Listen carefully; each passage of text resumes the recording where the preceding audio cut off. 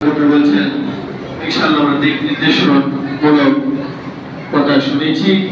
এখন আপনাদের সম্মুখে গুরুত্বপূর্ণ কিছু কথা রাখবেন। জিরাতি পাড়া দাখিল মাদ্রাসার সম্মানিত স্যার মনিরুজ্জামান রুবেল স্যার।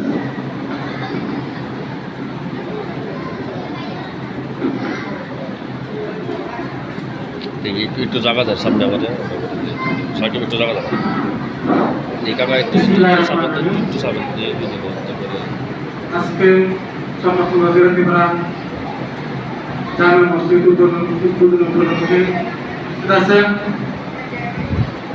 ছাত্র মাদ্রাসার আমার সদস্য সুপার সাইফুল ইসলাম এবং সহ সুপার জাহাঙ্গীর আলম হুজুর এবং আমার রাজনৈতিক গুরু এবং সহপাঠী জিলুর রহমান মাস্টার সাহেব আরো উপস্থিত আছেন।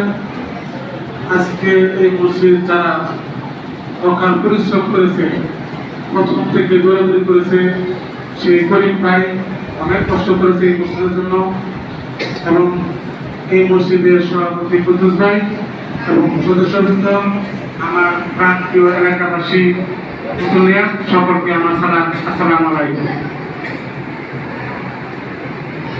আজকে আমাদের জিরাতিপাড়া যে এই দুতলা একটা বড় পেয়েছি মসজিদ, এটা কিন্তু আল্লাহর অশেষ রহমত এবং করিম ভাই এবং বাবুল ভাই তাদের প্রচেষ্টার মাধ্যমে কিন্তু আমরা এই মসজিদটি পেয়েছি।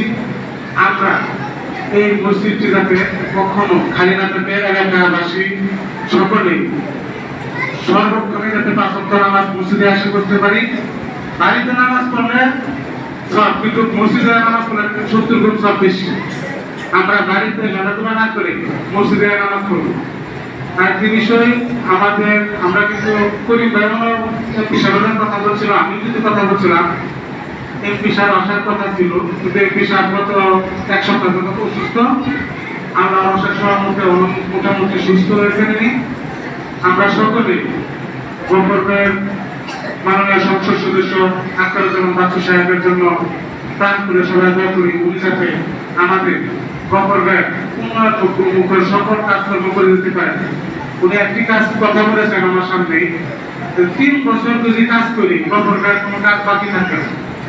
আমরা আশা করি ওনার দ্বারা যাতে আমাদের গফরগাঁও একটা আধুনিক গফরগাঁও করে ওঠে, এই আশা ব্যক্ত রেখে মাননীয় এমপি সাহেবের দোয়া চেয়ে আমি আমার সংক্ষিপ্ত কথা এখানে শেষ করছি।